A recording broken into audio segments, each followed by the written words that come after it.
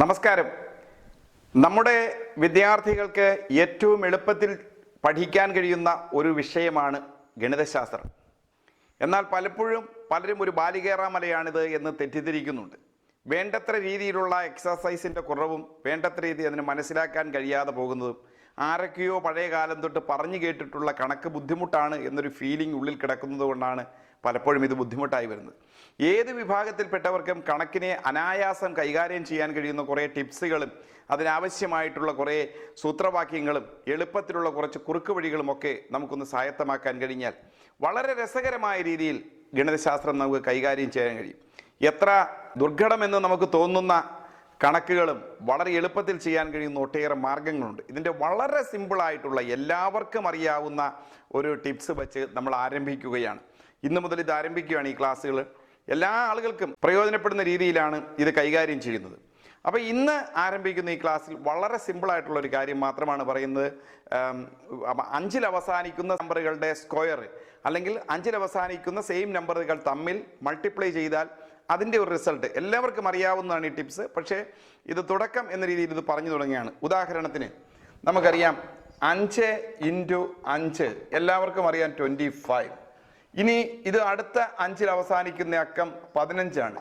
15 × 15 ഇതെങ്ങനെയാണ് നമുക്ക് എളുപ്പത്തിൽ ചെയ്യാൻ കഴിയുക? 5 × 5 25 എന്നിവിടെ തന്നെ എഴുതുക. ഇനി ഈ നമ്പറും തമ്മിൽ മൾട്ടിപ്ലൈ ചെയ്യുമ്പോൾ ഈ നമ്പറിനോട് ഒന്നുകൂടെ ആഡ് ചെയ്യുക. ഉദാഹരണത്തിന് 1ൻ്റെ കൂടെ 1നെ കൊണ്ട് മൾട്ടിപ്ലൈ ചെയ്യുന്നതിന് പകരം 1 + 1 2 കൊണ്ട് മൾട്ടിപ്ലൈ ചെയ്യുക. അതായത് 1 × 2 2, അപ്പോൾ 225. ഇനി 25 × 25 25 × 25 ചെയ്യുമ്പോഴും 5 × 5 25 ഇവിടെ എഴുതി. ഇനി 2 × 2-ന് പകരം 2 × 2-ൻ്റെ കൂടെ ഒന്നുകൂടെ കൂടി 3 കൊണ്ട് മൾട്ടിപ്ലൈ ചെയ്യുക. അപ്പോൾ 2 × 3 6 ആയി. ഇനി അതുപോലെ 35 × 35 ഇത് മൾട്ടിപ്ലൈ ചെയ്യുമ്പോൾ 5 × 5 25 ഇവിടെ എഴുതി.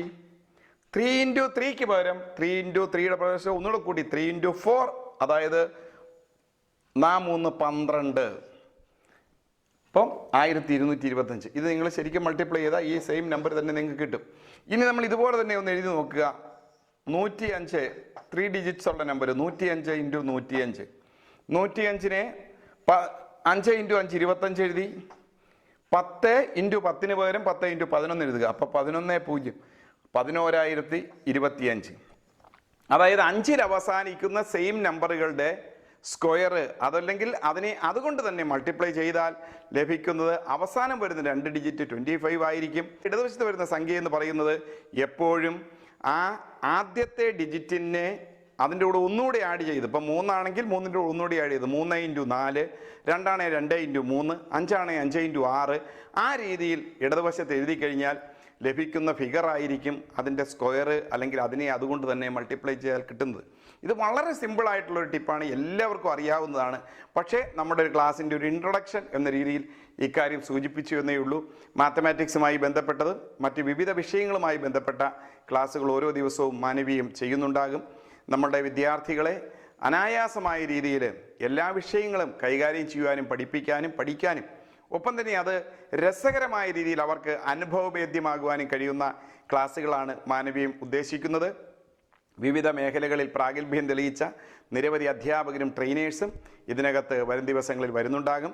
നിങ്ങളെല്ലാവരും ഈ ക്ലാസ്സുകൾക്കും മറ്റ് പുതിയ അറിവുകൾക്കുമായി മാനവീയം TV സബ്സ്ക്രൈബ് ചെയ്യുക. അങ്ങനെ കൂടുതൽ ആളുകളിലേക്ക് ഇത് എത്തിക്കുക. ഇന്നത്തെ ഇൻട്രൊഡക്ഷൻ ക്ലാസ് നിങ്ങൾക്ക് പ്രയോജനപ്രദമായി എന്ന് വിശ്വസിക്കുന്നു.